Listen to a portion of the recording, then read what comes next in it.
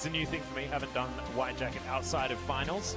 But let's welcome the teams. T1 will be on our blue side, and Damwon will be attempting to take them down from the red. Slightly different here because there's no audience. We're not going to be doing bows on the way forward, but have you noticed anything when it comes to the starting rosters here, LS? Because one player has stood out. Kano has played for the majority of the Kesper Cup, but it's Roach that's going to be starting with T1 for their first game. I do think this is a byproduct to how the meta is right now. And, like, you know, we've seen Roach in the past. He's able to be a supportive player and just sort of enable the team, and he doesn't need any resources, or he doesn't really desire them. And right now, the way that the top lane meta is, we're looking for set bans, set picks, Soraka bans, Soraka picks. The interesting thing about picks, you know. Yeah. I think the on is definitely coming, but I haven't seen any Soraka from either of these top laners in solo queue for the last little while on their main accounts. So it will be some dark technologies that they've been hiding if they are going to bring it out. I mean, Soraka has potential to go 4 lanes. So she's able to end up on AD carry. I think it's unlikely that they would allocate it to Teddy. I think that would be a waste really of skill. Gross misuse of his skill, absolutely. Yeah, no, I entirely agree. Nogari on the other side, I could see him as being a Soraka top player, like, completely. Oh, no, there's no Kleptomancy because he's so anymore. annoying. There's no Klepto. He would... That's true. That's true. What? Kleptomancy with her. I know, it would have been That would repulsive. have been hilarious. The hilarious thing is that she hasn't been... out on it. Yeah, exactly. She wasn't changed. She could have just been played. Yeah, we missed it. Oh, man. That would have been beautiful. No, it wouldn't have. Yes, I'm glad we missed it. Get off the desk. Oh, We're back to this again. No.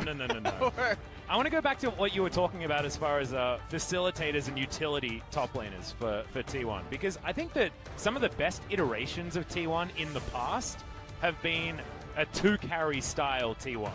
You know, back when it was Bang and Faker that were carrying together, and they'd have facilitatory top side of the map. Even Marin, even though he was more of a carry style, he often shoved his lane forward so that he could create pressure to give Bang and Faker the ability to scale into these games, things like that. Khan wasn't necessarily that. He was another chef in the kitchen. Mata was even similar. He liked to, you know, control games, get things on his own pace. But now, having it just purely Teddy and Faker focused might be really helpful to get T1 back into that dominant form that we've come to expect from this squad. And of course, 2019 wasn't a bad year for T1, but not winning Worlds is a bad year for T1 in their eyes. So let's see whether they can turn it around with a slightly different style, harkening back to some old success that T1 has had.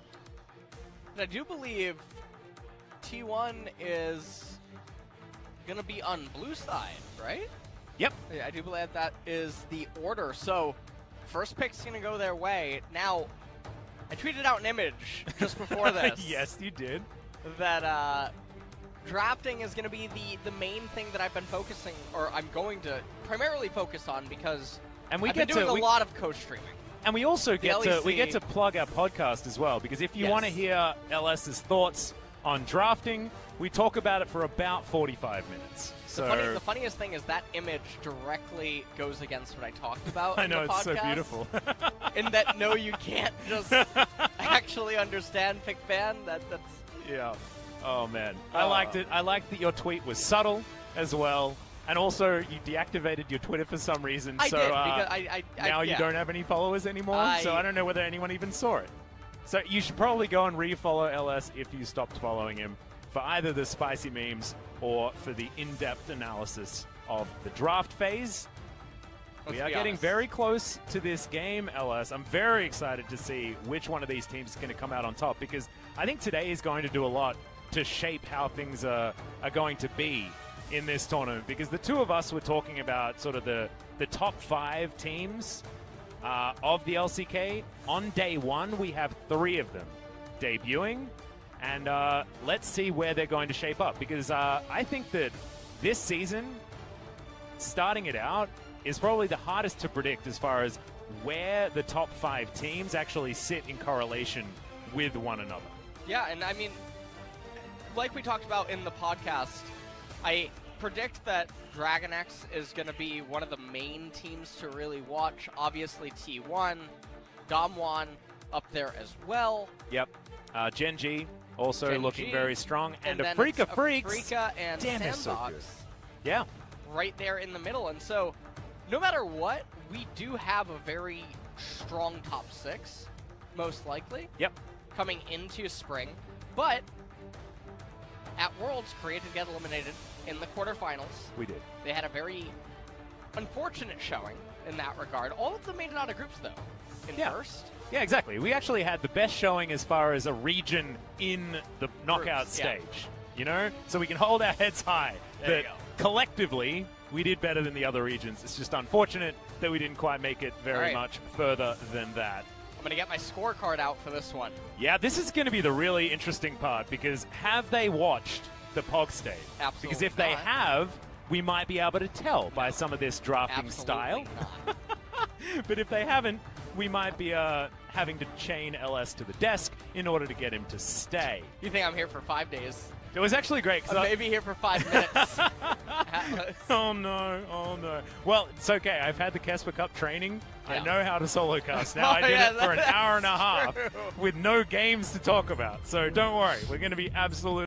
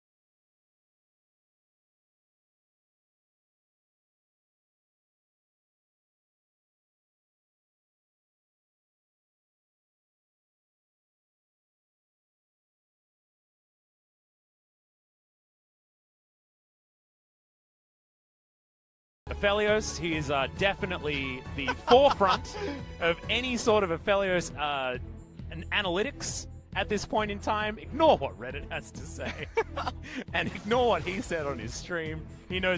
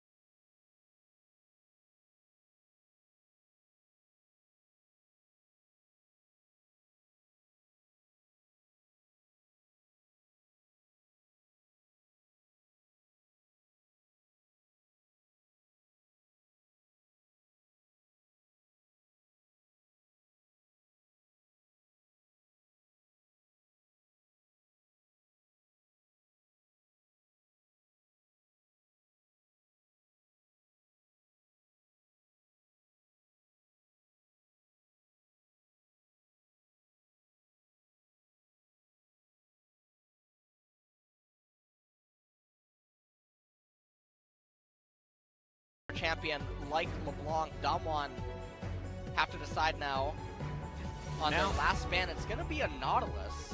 Wow, so not going to respect the potential Yasuo pick that's here. Oftentimes, you'll see LCK teams very comfortably, at least in 2019, very comfortably.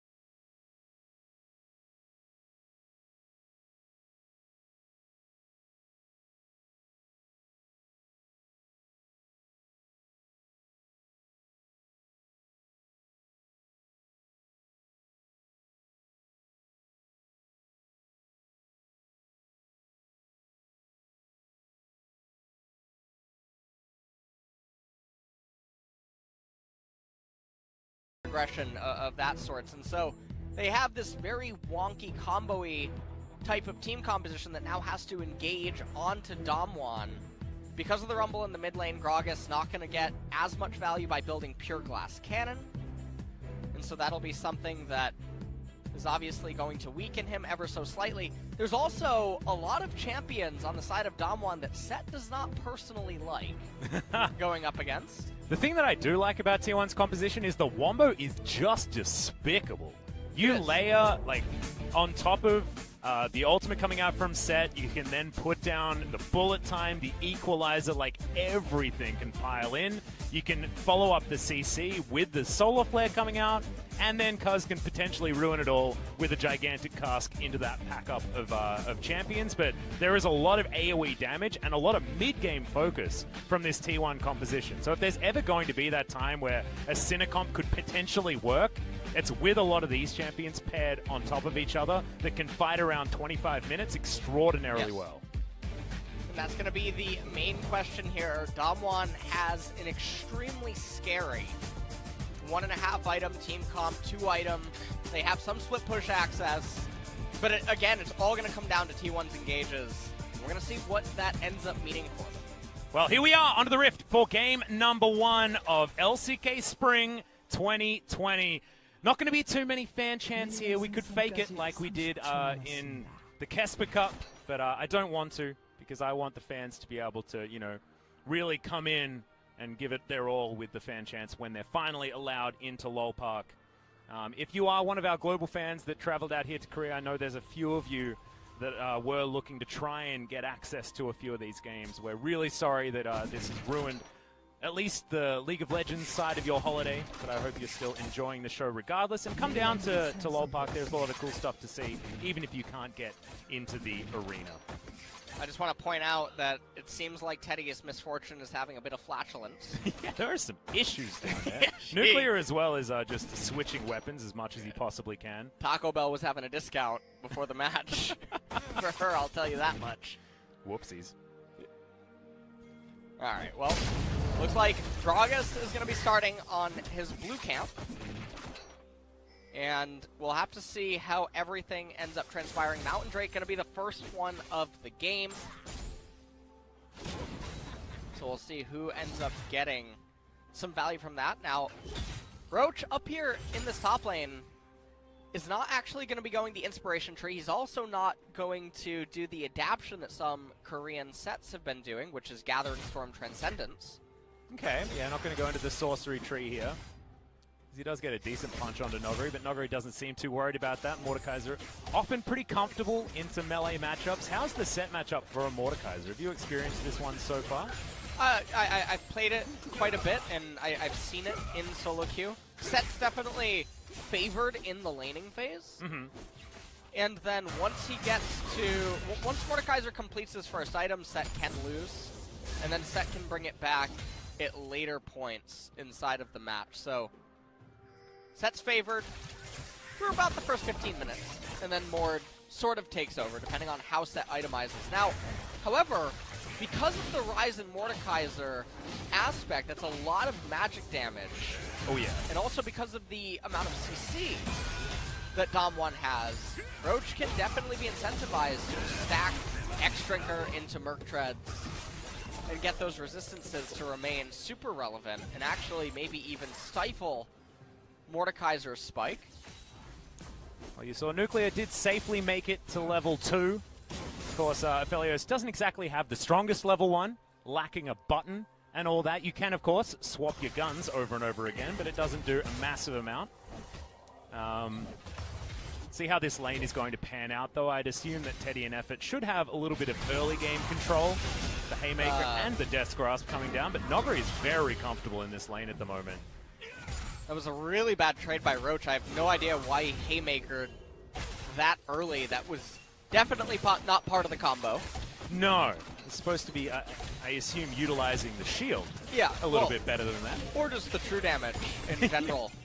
Utilizing the grit, that would be... All right. Just things should have been better in that moment. A lot. Yeah, he's trading in very bizarre ways from the get-go. He's also down, actually, quite a bit of CS. We've only had 4 waves up until this point. So he gets actually a pretty good trade, though, right there. Now, that was a better one. He actually utilized the shield, at least proportionally. It looks like Noguri doesn't seem to mind too much, ahead by an entire minion wave at this stage. As Faker and Showmaker going basically CS for CS, and Teddy a slight advantage towards the bottom side and gets a cheetah recall as well, as you can see. And we'll move back with some boots and a longsword. He's going to be back in the lane. Everything is completely fine. So, I mean, this is quite literally the cheetah recall. They come back to a lane state that's favorable for them. MF has better items, and now Nuclear, the question that you ask yourself is, do you lose lane control and recall here, or do you stay in lane? He's down some mana, and then he would also be down combat stats. He just sold his red potion to get tier 2 boots. Okay. And he's changing his guns, and I'm waiting for production to tell me what that means. Still, he's doing his Aphelios research right now as Noguri lands another Death's Grasp. As I think as soon as he hits ult and Roach is like away from his turret, he's just dead. Unless he's able to get himself back to base. But this lane is going from bad to worse, to be honest. Noguri just with a whole bunch of control.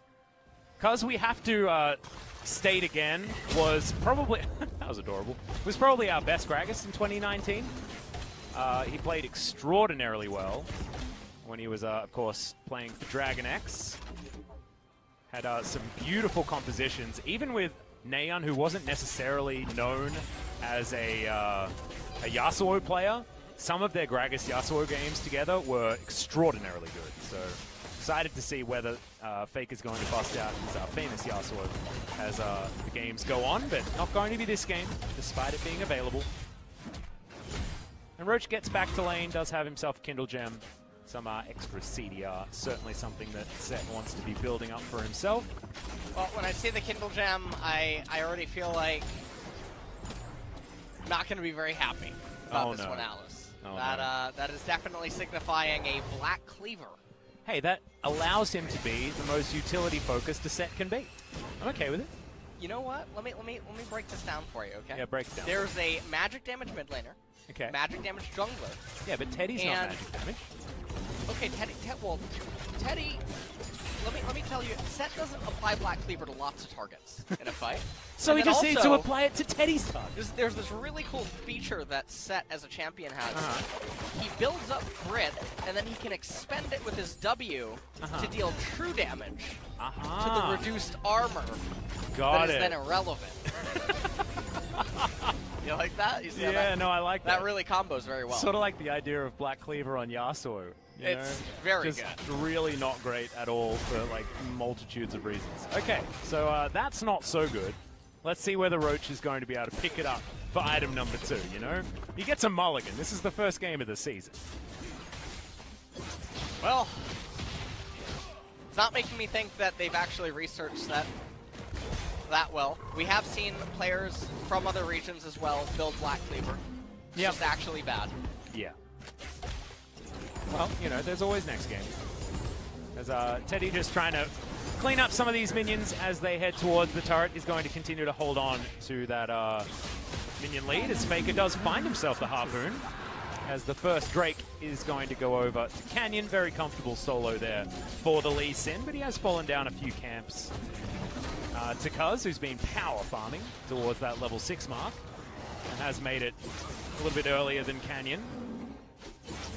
Showmaker gathers his first blue, will go home, has teleport available to get himself towards the lane, and Infernal is going to come in. So we're going to have Ocean Soul or Cloud Soul for our first Soul of LCK Spring 2020. Personally, I would really like to see Ocean Soul. That's the one that would spice things up. Cloud Soul, I like Cloud Soul a lot, dude. The movement speed on ult. you just like it because it matches your jacket. And it's also really good on Mordekaiser. Because he gets to book it after you in the death realm, you know? It's pretty cool. Yeah. Not so great on Showmaker, who gets to, I guess, run fast for a bit until his Realm Warp goes off, and then he's basically doesn't have the movement speed after he's teleported, which doesn't feel great. But Nuclear could utilize it. I think it's all right on Damwon's side. T1, of course, can utilize it very well, especially Faker, able to throw down the Equalizer and then chase after anyone with extraordinary speed. Effort as well, as engage power will be heightened.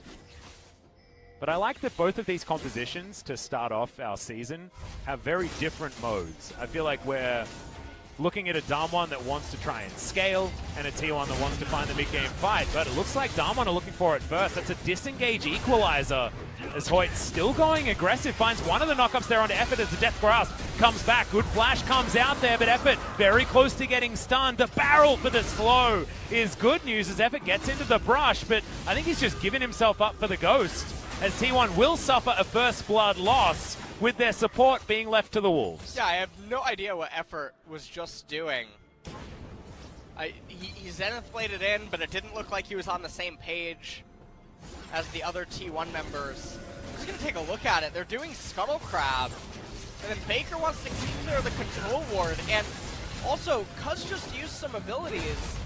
Faker almost had his Rumble bar completely full as well. This was just very peculiar. I have no idea. And Effort why walked Effort back did to that. get a stun onto Noguri as well. I feel like if he had just kept walking down, it might have been a better story for them. But slightly odd.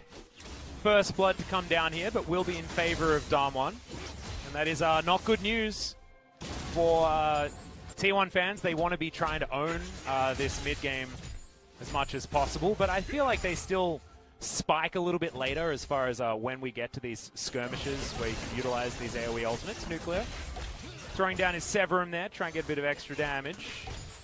There's a bunch of those, what's that one called? The basically melee boomerang gun? Can we just call it boomerang? That helps me. It's Crescendum. There you go. I have a cheetah little thing here because I mean, I feel like every commentator's worst nightmare is basically Aphelios because he has like so many nuanced names Not of Captain stuff. Flowers. No, Captain Flowers is just extraordinarily good. That's different. Captain Flowers. I'm an old man, remember? I don't have much of a memory left. Yeah, I mean that's fine. Yeah. You know. I'm using the boomer excuse. Is that worthy? Is that okay? I definitely think it is. Yeah. All right, nice. I can respect it. Sometimes it's good to be a boomer. Well. I like to think. T1 still hold on to a slight gold advantage, though. It's just because they've been farming out a lot better. You can see Roach able to actually utilize Noguri, spending some time in the river Noguri did get the first blood, so he will still be ahead in gold, but the CS gap has certainly been alleviated as Roach moves towards that Black Cleaver that you're looking forward to so much. Now Cuz is going to find Damwon doing Shelly. Everyone is... Oh, can he actually get it? He does! Steals it away and body slams maximum range. Maybe a little bit off time there as Cuz did get himself out, but that was a massive head crack coming through from Roach as now Noguri gets flashed out of the way of his Q. I don't think he'll have enough damage as somehow Effort picks up the first kill of the fight off in the back line, grabs it with the Ignite. No, doesn't even need to use the Ignite. Just bops him with an auto, and T1 steal away Shelly and grab themselves 2 kills. That is going to get you right back in the game. And so this was actually almost kind of like a mini game of chicken where neither team would realistically be able to start the Rip Herald without the other starting it first, and then they would just have to come over and collapse. And because Canyon felt compelled by a cosmic force to do it initially, he thought that he wasn't on a ward.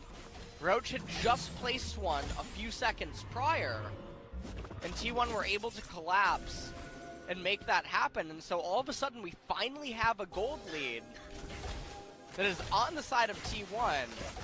Well, I mean, they had a gold lead before this, actually. It's now propelled itself about 1,000 gold forward, but they were able to give a bunch of plates also over to Faker in the mid lane as well, meaning that that turret is now missing a bit of that defense.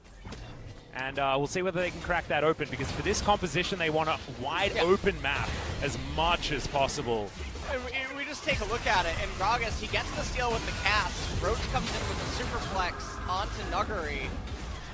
And then right there, Effort actually landed a beautiful solar flare, avenging his death from earlier, as Mordekaiser eventually was made quick work of, despite trying to bring Set into the Shadow Realm.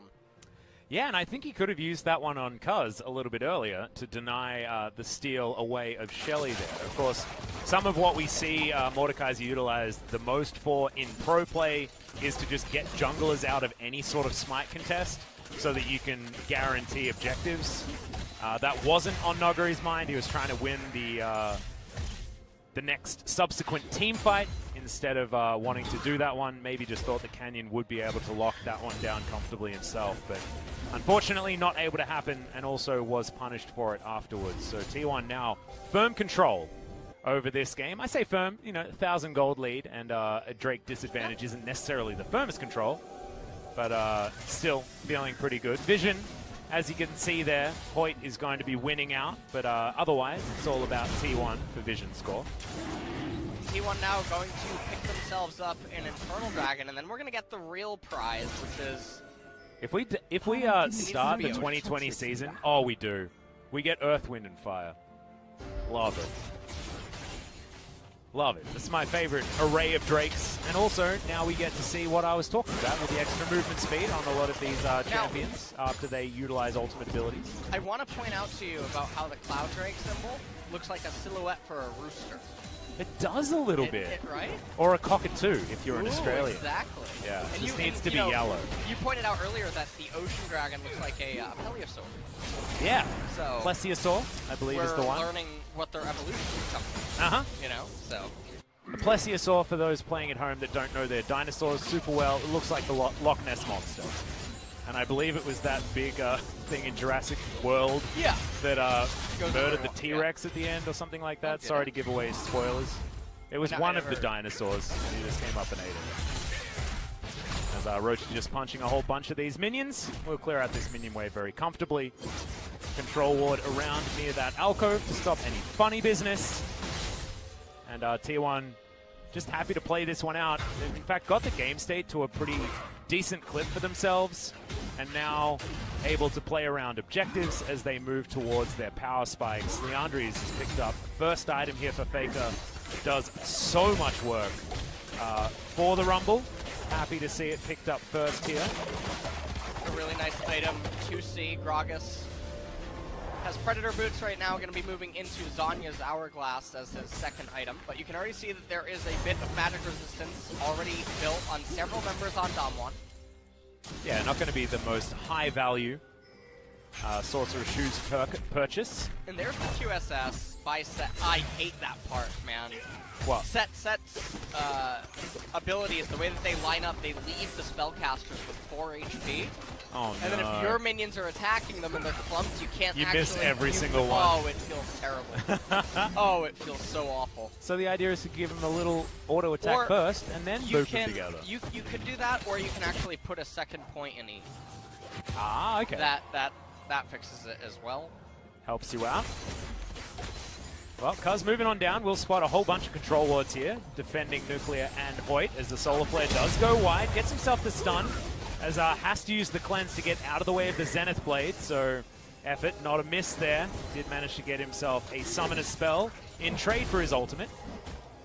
T1 parking themselves around this river. Still 2.5 minutes until the Drake, but it looks like Damwon are considering looking for a fight as Body Slam gets Cuz out of there. And at this point in the game, we're probably just going to be coasting into 2.5 core items and then probably fighting over a Cloud Drake. This is also the part of the game where I talked about earlier. Once Mordekaiser gets his first core item, he usually takes back over against Set. Yep, and right now we're seeing that Nogre is still good at the game as effort.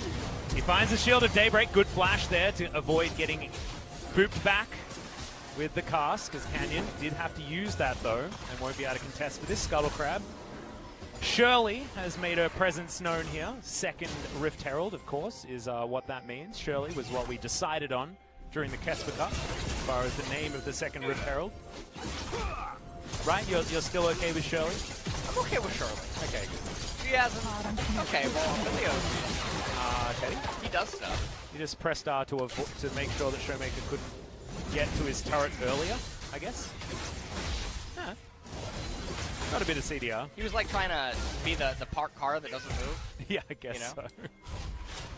That was very strange. It was an odd utilization of that particular ultimate ability, but as you can see, Damwon have actually made themselves catch up in the gold department. Teddy demonstrating why junglers hate their lives at the moment. These camps that respawn only means that the laners are able to pick up the camps more effectively than the junglers. I think, Atlas, I think we almost have it. What have we got? Take a look at Faker's item. Oh, that's Rylai's. That's what you think. That's Rylai's, dude. That's It's all the Oblivion. components to a No, Rylai's. it's also all the components to the Forbidden Book, that of which we will not speak its name. It's not going to be purchased, LS, okay? He's not gonna going buy to do it, that Atlas. to us. No, he would He's not do gonna that. do it. This is Faker. This is the most popular player in the world, LS. He would never do that to us. The enemy has a Mountain Drake and magic resistances, and he's gonna get the M-Pen. Stop talking about it. It is not going to happen, Faker. Atlas, just go back and complete it. I don't want to talk about it. Go back and complete the Rylai's Crystal Scepter and make us all know how good you are. Needs to get He's going to the get Void Depth Snap. Grasp first. As he's trying to run away. Scrap Shield is on cooldown. Has to put down the ultimate.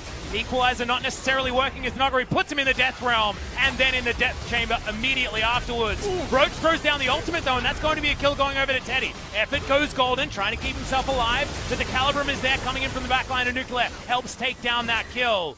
It is going to be Canyon that secures it in the end. And this is a big win for Damwon as Shelly is getting to work in the middle. Shelly is furious right now. Oh no! Oh no! Oh no, You Faker's let us down. I believed so hard. He was supposed to bring balance to the force. He was! Atlas, not... Oh no. Oh man. I'm just imagining Faker now saying that he had the high ground, but he just died. Look at this moment. Mordekaiser Nuggery came in, he told him don't even try it. And just like Anakin, he'll get burned alive on the lava. It's exactly what happened. Oh no. Roach comes over to try to do some stuff. Now this is actually bad news bears for T1's team composition. We talked about this in the draft phase. They get reliant on Wombo.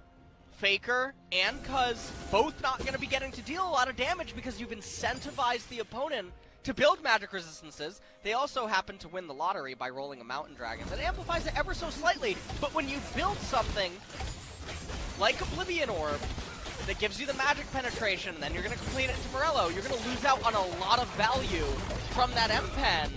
And now all that you're really getting is Grievous Wounds. No one cares about that. Okay. Well, I mean, these team fights aren't being you conducted saw via sustain. There is 1/5 of break it Nuclear's kit Okay. that gives him healing, okay? Oh, okay. On Q and auto attack. Yeah. All right? Meaning that 8%, having that denial... What's 8% of 300? A rather small number. Thanks. But it is still a number. Okay. Is it above 0? Yes, it is. Therefore, Morello doing something. Severum trying to get work done onto Teddy, but he just boops him. Good night, sweet prince. Nuclear's not going to try that one again.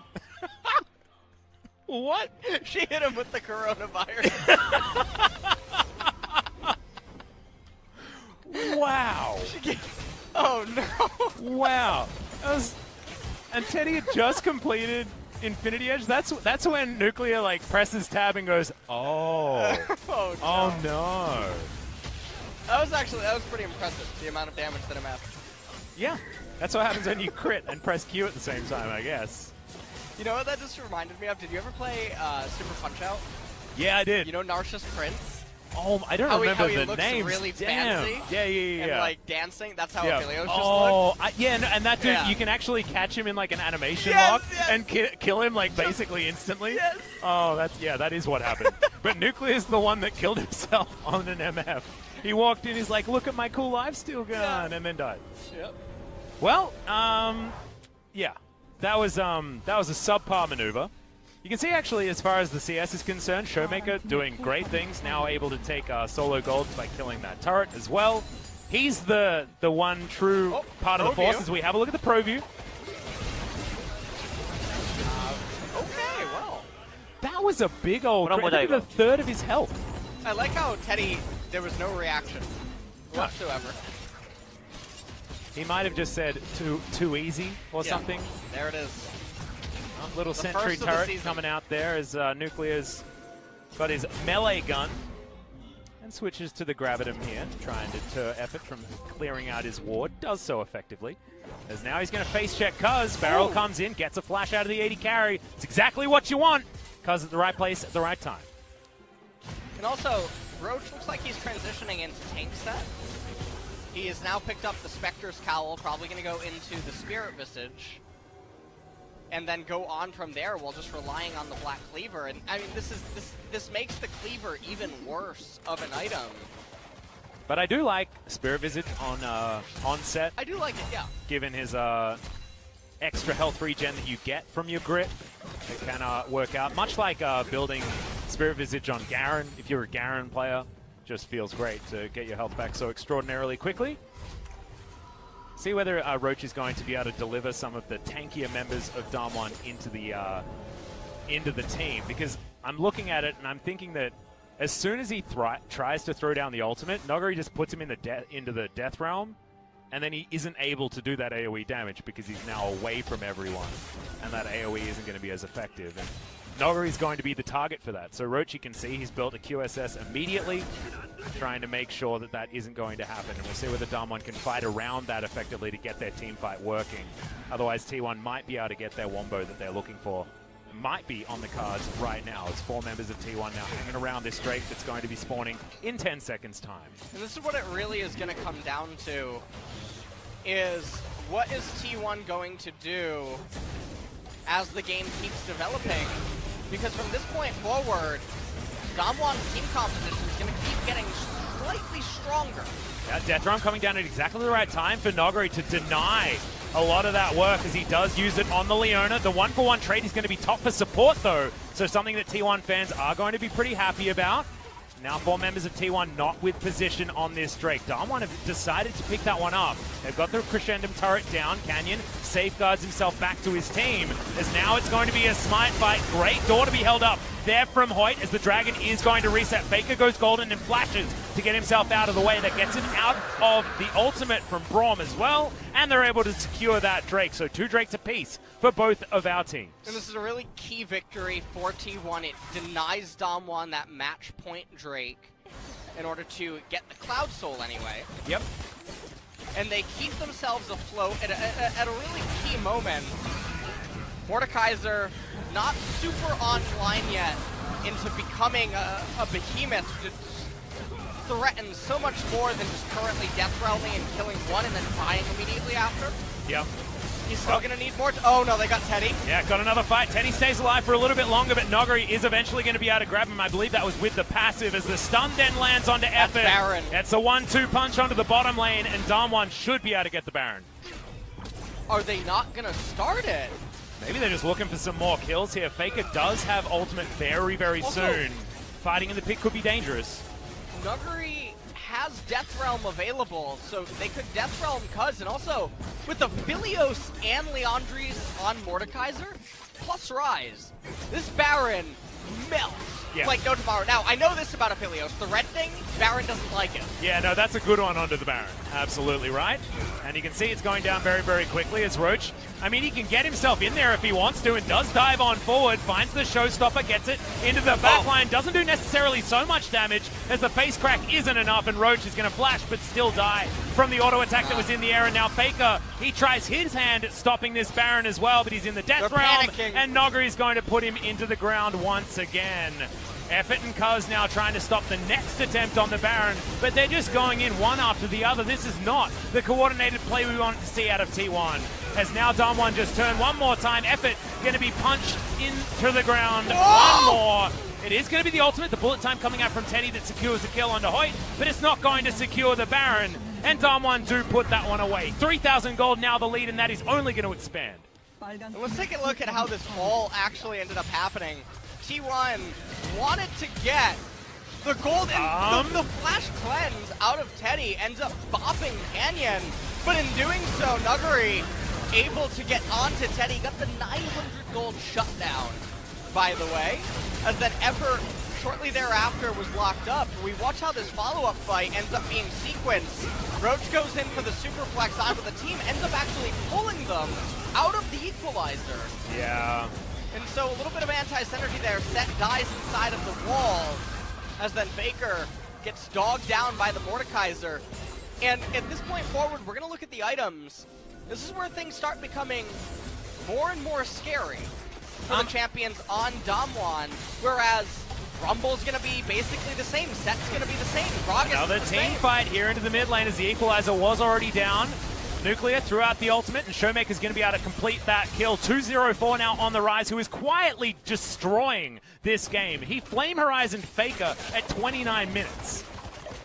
That's pretty nutty. I mean, the Rumble hasn't been able to farm as effectively as this map has gotten shorter, but still, that is a lot of minions that this Rise has been able to kill for the first 30 minutes of this game. And now Damwon with the Baron buff are going to push towards this outer turret.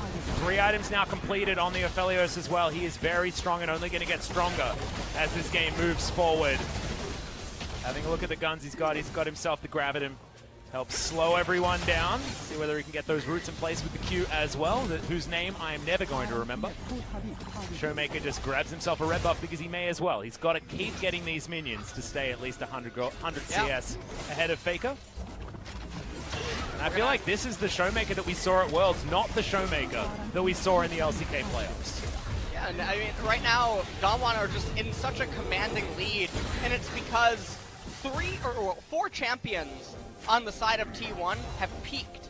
Oh, essentially, they have... Yeah, I mean, that last team fight that they lost is the fight that they were supposed to win the game. Right, that was the saving point was at the Dragon where they can try to stabilize the game. Right here, again, they panic, they try to go in on Aladios, and then he just has a lot of answers. Yeah, it does. He's got a lot of everything. And actually had Gravitum ready there as well with, I believe, the Crescendum also, so he'd stacked up all of the little chakrams and then able to utilize them with his other gun is a pretty cool feature that you have, especially given added damage to a slowing auto attack. Not a lot Ever could do. As now he's going to face check Noguri. Deathgrass comes in and good night. Leona, Cuz wants to help, but I don't know whether he's going to be able to as he throws in a barrel at the last second. Isn't enough to help anything, and Damwon retain control of this game entirely. And so now this is a really uncomfortable spot if you're a T1 fan. Everything will come down to Teddy, pretty much at this point. And now Gragas actually, I want to correct myself, he actually did become a little bit stronger. He actually purchased a Void Staff. I like it. He was building towards that. I like it too. It is necessary. You're able to use that in conjunction with the flat magic pen to legitimize it. I might have left the desk. All right. Yeah. But I'm Imagine here. it. I'm here. But what about 4th item Morello? He still has time. He still has time. Don't you worry. Oh no. Just get as much magic penetration in every regard that you can possibly find in the game against a team that's stacking a fair bit of magic resist. That's his theory. Noguri is just gigantic right now. He has himself an Oblivion Orb for some reason as well, just to add to some of that flat magic pen that he did not need, especially not against Adaptive Helm that Roach has already picked up. Quite strong against Mordekaiser with his stacking passive magic damage. Yeah. And Noguri now also with the quite luxury purchase of the Nash's Tooth. Just going to be doing a hell of a lot of damage. Realistically, Noguri should actually sell the Oblivion Orb and pick up Void. Yep, But I think that he wants to just complete Spellbinder or Death Cap rather than do something like that. And if he can complete Death Cap... Sorry, you go. Well, these spots are always the most interesting because it really does become math equations combined with applicability.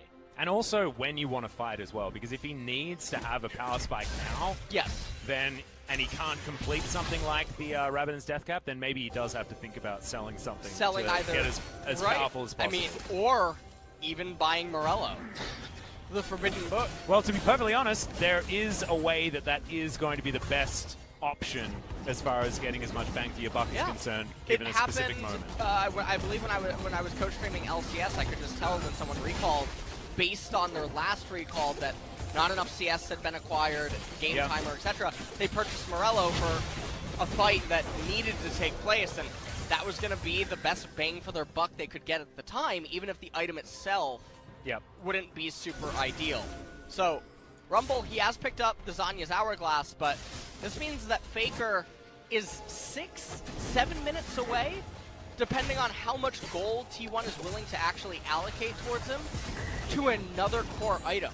Potentially even longer, again, depending on how they want to allocate gold. But if you're T1, you do want to put everything into Teddy right now, because MF is going to be the one that can actually still try to single-handedly carry this game. And T1's starting the Baron, and this looks like in solo queue when the AD carry is really mad. Yeah, and they did that with a control ward in the back of the pit that they didn't clear from Damwon. So they were never going to stay on that particular Baron. As Shomek has picked up a pretty cool hat, there's the Forbidden Book that Noguri has put together, but as you indicated before, if you're going to fight around Baron number 2, you need as much gold spent as you possibly can, and Noguri couldn't quite afford the cool hat. Well, so he didn't have a blasting wand in his inventory, which means that he just spent 1,400 gold. Yeah. So, had he sold one of the 2 items, can probably, with excess gold, avoid Void Staff. So I'm not impressed. That's probably true. Not impressed, Dallas. Damn, I was trying to make excuses. I know that you're the glass half full guy. I am the glass half full. You know, my glass is, well, it's not here. Yeah. You left your glass at home, and it's very dry. It's actually quite dry here in Korea because it's so cold. Actually, yeah. Snowed for the first time yesterday. It was very, very cool. Oh, it hailed up in Incheon. Oh, really?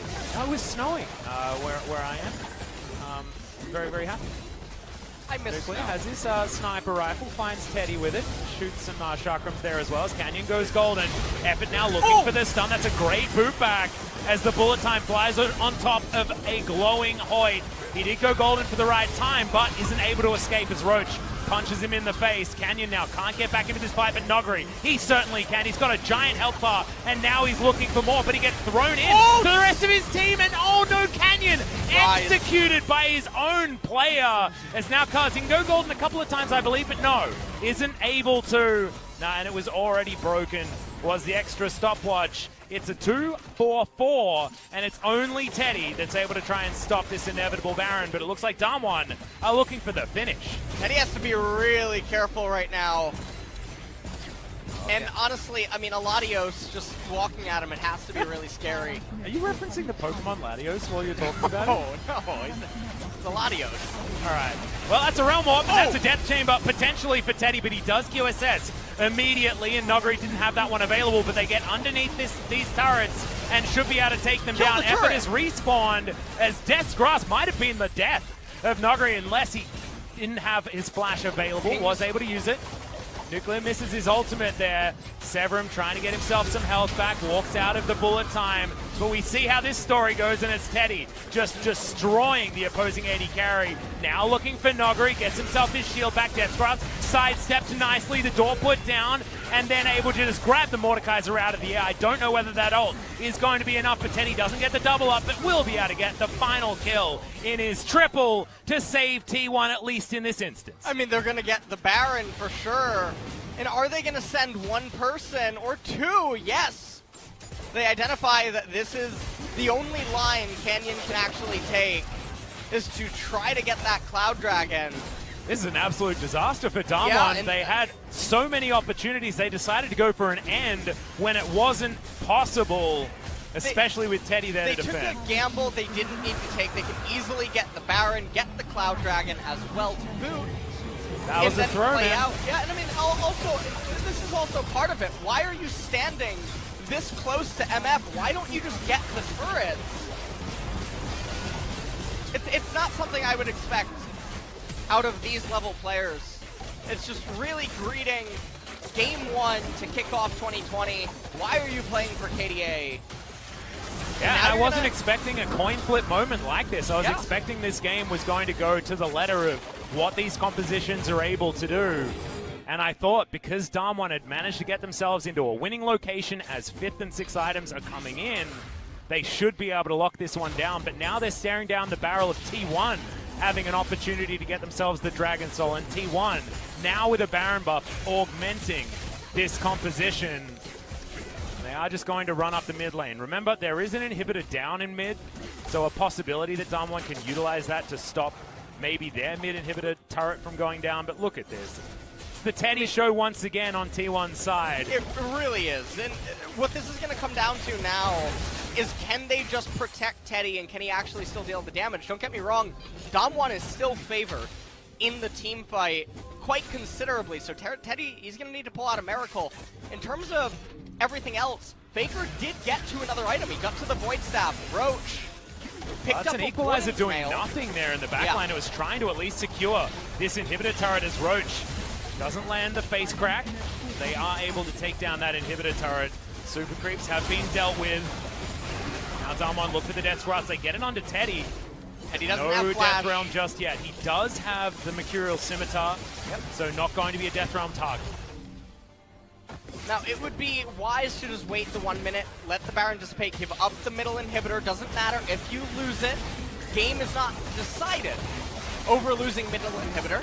Well, that's a decent cast there onto Nogri. He's chasing Teddy! Teddy is thrown back into the team and destroyed by the Aphelios. It might be his time as the ult comes down. Massive damage onto Effort and to Cuz, but it looks like the disengage was successful. Realm Warp, though, says no as Showmaker dives on top of Faker. He has another equalizer, but it's not quite doing enough as Canyon might burn down to the flames bit of it, but no, it's going to be Showmaker that locks down the Rumble, and now Roach not very far to go. He'll get stunned up, he'll get destroyed. Haymaker not going to do anything as now Effort trying to hold on to minion waves to deny the end of the game. They have minions, though, so it doesn't even matter. Even without the minions, they would be able to end this with Braum tanking because that turret is on its last leg. No one's coming up. Yeah, backdoor bonus not going to be enough here, especially not with Aphelios, as Cuz, he knows it. He's going to throw his life away, and Damwon are going to take game 1 in this best-of-3 series to debut LCK 2020. It was back and forth. I thought Damwon may have thrown it in that last heated engage around the Baron, but wasn't to be had because the counter throw was there from T1. The counter throw was there as well, but T1, they were constantly fighting an uphill battle due to we're the Sith right now. All right, now we're the Jedi. We're back on the side of the light. Back on the light. Yeah. Balance is all things should be. You know, so in terms of what went on this game, T1 they have a really strong 2-item spike Yeah. on their champions. And they even accelerated, actually, with the early game, getting the plates, getting some of the kills and whatnot. And then they managed to salvage it at the Cloud Drake, but then eventually the Dom1 team composition just sort of comes online. There's no answer to Aphelios, Mordekaiser, etc. And then champions just get stifled on T1. So... yeah, and Teddy didn't have flash there, so he wasn't able to scimitar and then flash to get out of the displacement of the kick. So Canyon, beautiful insect to start it off. But honestly, if you're positioned like that, you know what Canyon's capable of in that moment. And just was slight over-aggression, overstep there for a T1 that were desperately trying to utilize their Baron buff. But it just wasn't able to happen. Let's watch as Canyon puts it to work. I mean, we talk about them needing to know that, but damn, sneaking that Q through the minions was just glorious from Canyon.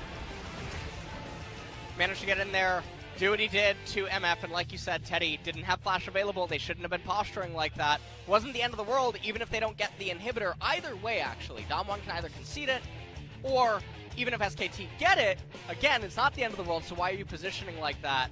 Yeah. Game number 1, the draft plague that I was worried about coming into this series for T1 seems to continue. It seems to be very real. Having a look at the goal difference here, it was basically what we were expecting out of both of these teams. You can see T1 with a slight advantage as we headed towards the mid-game, but then it was all about Dom1. They had some hiccups, but otherwise things did work out based on what these compositions should have been capable of. I think it was beautiful watching Noguri playing the Mordekaiser. He really did hold on to this game, much like we were expecting Noguri to be able to, certainly showing that he is part of our dynamic trio of top lane talent.